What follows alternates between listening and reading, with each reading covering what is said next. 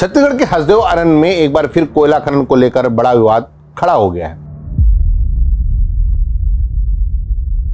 राजस्थान की सरकारी बिजली कंपनी RVUNL ने सरगुजा जिले के केते एक्सटेंशन कोल ब्लॉक के लिए 1742 हेक्टेयर से ज्यादा घने जंगल को डाइवर्ट करने और लाखों पेड़ों की कटाई का प्रस्ताव दिया है। इस मुद्दे पर अब सियासत भी तेज हो गई है और पूर्व उप मुख्यमंत्री TS सिंहदेव ने परियोजना का खुलकर विरोध किया है। इतना ही नहीं, सामाजिक कार्यकर्ता भी इस प्रोजेक्ट के विरोध में खड़े हो गए हैं। नमस्कार, मेरा नाम है दानिश अनवर और आप द लेंस देख रहे हैं। अगर आपने अब तक हमारे चैनल को सब्सक्राइब नहीं किया है तो सब्सक्राइब कर लीजिए। हसदेव अरण्य को लेकर सरकारी दस्तावेजों के मुताबिक राजस्थान राज्य विद्युत उत्पादन निगम लिमिटेड यानी RVUNL ने केते एक्सटेंशन कोल ब्लॉक के लिए करीब 1742 हेक्टेयर वन भूमि के उपयोग को और लगभग 4,48,000 पेड़ों की कटाई का प्रस्ताव रखा है। इस प्रोजेक्ट के लिए दूसरे क्षेत्रों में 3,236 हेक्टेयर से ज्यादा जमीन पर प्रतिपूरक वनीकरण यानी कंपनसेटरी ऑफोरेस्टेशन का प्लान भी दिया गया है। शुक्रवार को केंद्रीय पर्यावरण, वन एवं जलवायु परिवर्तन मंत्रालय की फॉरेस्ट एडवाइजरी कमेटी यानी FAC ने इस प्रस्ताव पर विचार विमर्श किया है। हालांकि बैठक में इस पर कोई अंतिम फैसला भी नहीं लिया गया है। RVUNL को यह कोल ब्लॉक साल 2015 में राजस्थान की छबड़ा और सूरतगढ़ ताप विद्युत परियोजनाओं के लिए आवंटित किया गया था। इस खदान का डेवलपर और ऑपरेटर अदानी समूह है। हसदेव अरण्य को देश के सबसे समृद्ध वन क्षेत्रों में गिना जाता है। करीब 1,75,000 हेक्टेयर में फैले इस जंगल का विस्तार कोरबा, सरगुजा और सूरजपुर जिलों तक है। यहाँ घने साल के जंगल, हाथी, तेंदुआ और भालू समेत कई दुर्लभ वन्यजीव पाए जाते हैं। यह इलाका हसदेव नदी और बांगो डैम का महत्वपूर्ण जलग्रहण क्षेत्र भी माना जाता है। इसी क्षेत्र में परसा और परसा ईस्ट केते बेसिन यानी PEKB खदानें पहले से संचालित हैं। यूपीए शासनकाल में हसदेव क्षेत्र को नो गो एरिया घोषित किया गया था। हाल ही में केंद्र को भेजे अपने पत्र में RVUNL ने दावा किया है कि भविष्य की बिजली जरूरतों को पूरा करने के लिए अतिरिक्त कोयले की आवश्यकता है और केते एक्सटेंशन ब्लॉक उसी जरूरत को पूरा करेगा। हालांकि छत्तीसगढ़ बचाओ आंदोलन ने इस दावे का विरोध किया है। संगठन के आलोक शुक्ला का कहना है कि केंद्रीय विद्युत प्राधिकरण ने राजस्थान की बिजली जरूरतों का अनुमान पहले से कम कर दिया है। ऐसे में नई खदान की जरूरतें बताना भ्रामक है और यह सार्वजनिक हित से ज्यादा निजी हितों से जुड़ा मामला नजर आता है। हसदेव अरण्य क्षेत्र में कोयला खनन के लिए हो रही या प्रस्तावित पेड़ों की कटाई को लेकर सामाजिक कार्यकर्ता गौतम बंदोपाध्याय ने गंभीर चिंता व्यक्त की है। उनका कहना है कि यह विकास के नाम पर विनाश है और इससे पर्यावरण को अपूर्णीय क्षति होगी। हसदेव अरण्य में पेड़ों की कटाई सिर्फ हसदेव क्षेत्र के लिए ही नहीं बल्कि पूरे मध्य भारत में पर्यावरण संतुलन के लिए खतरा बन जाएगा। जी, ये जो 1742 हेक्टेयर की जंगल में 7 लाख पेड़ काटने की जो स्वीकृति है वो ना दिया जाए। अगर ये स्वीकृति दे दे और इसके तहत इस क्षेत्र के जंगल कट जाए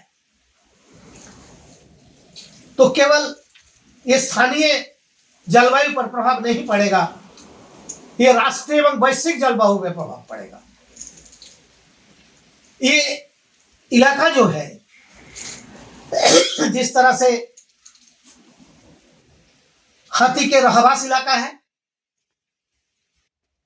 हाथी संरक्षण के, हाथी आवागमन की महत्वपूर्ण इलाका है, तो इस पूरे इलाका में जैव विविधता का इलाका है, तमाम वन्यजीवों का इलाका है और पर्यावरण पर तो अहम भूमिका निभाने वाले ये हसदेव अरण्य क्षेत्र है।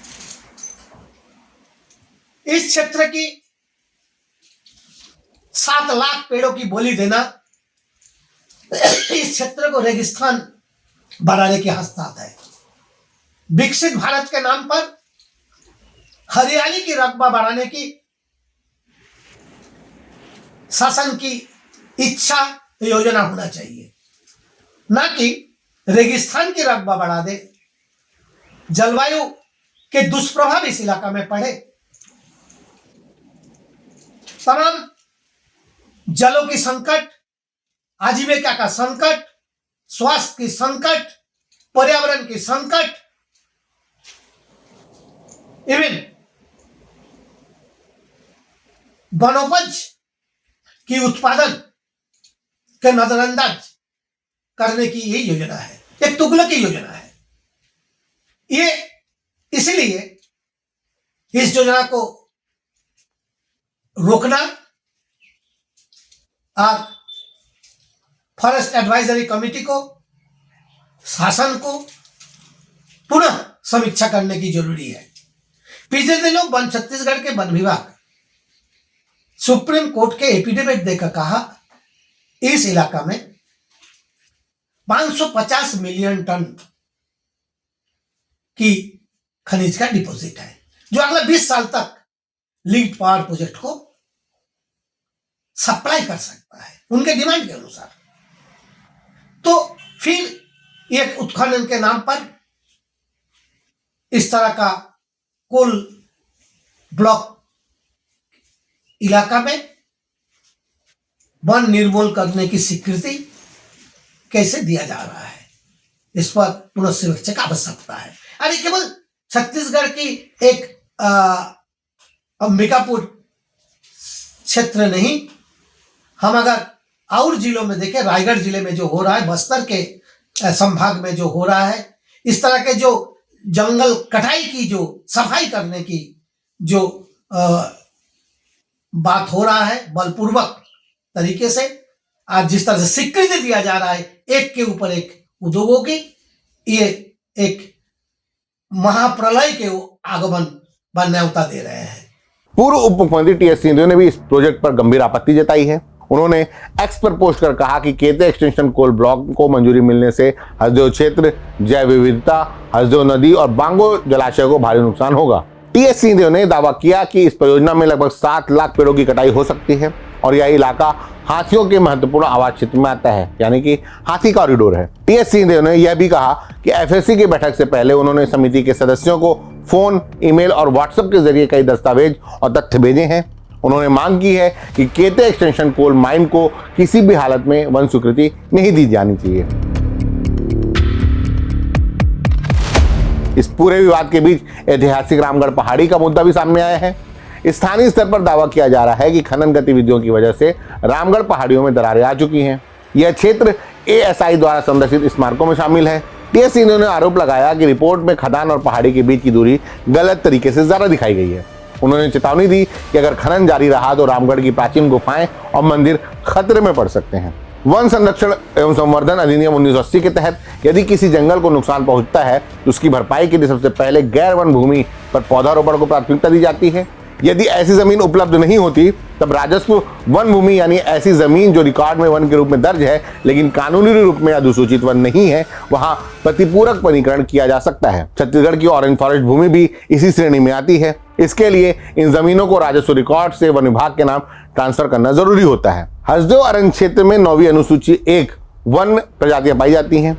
हसदेव नदी और बांगो डैम का जलग्रहण क्षेत्र भी यही जंगल है। साथ ही यह सेंट्रल इंडिया के सबसे बड़े टाइगर कॉरिडोर में है। इसके अलावा भी सबसे अहम बात यह है कि हसदेव के जंगल आदिवासी समुदायों की आजीविका और जीवन का बड़ा आधार है। हसदेव अरण्य में जंगलों की कटाई कोई नई बात नहीं है। केंद्र सरकार ने संसद में जुलाई 2024 में यह जानकारी दी थी कि कोयला खनन परियोजनाओं के लिए यह कटाई की गई है। पिछले लगभग 10 वर्षों में यहाँ 94,000 से ज्यादा पेड़ काटे जा चुके हैं। इतना ही नहीं, सरकार ने इस क्षेत्र में 2,73,000 से ज्यादा और पेड़ों की कटाई किए जाने की आशंका जताई है। पर्यावरणविदों का कहना है कि अगर यही रफ्तार जारी रही तो मध्य भारत का यह सबसे घना जंगल गंभीर संकट में पड़ सकता है। अब सभी की नजरें फॉरेस्ट एडवाइजरी कमेटी के अंतिम फैसले पर टिकी हैं। क्या हसदेव अरण्य में नई कोयला खदान को मंजूरी मिलेगी या पर्यावरणीय चिंताओं के चलते इस परियोजना पर रोक लगेगी? यह आने वाले दिनों में साफ होगा। आपका क्या मानना है? क्या हसदेव अरण्य में पेड़ों की कटाई वास्तव में विकास के नाम पर विनाश है?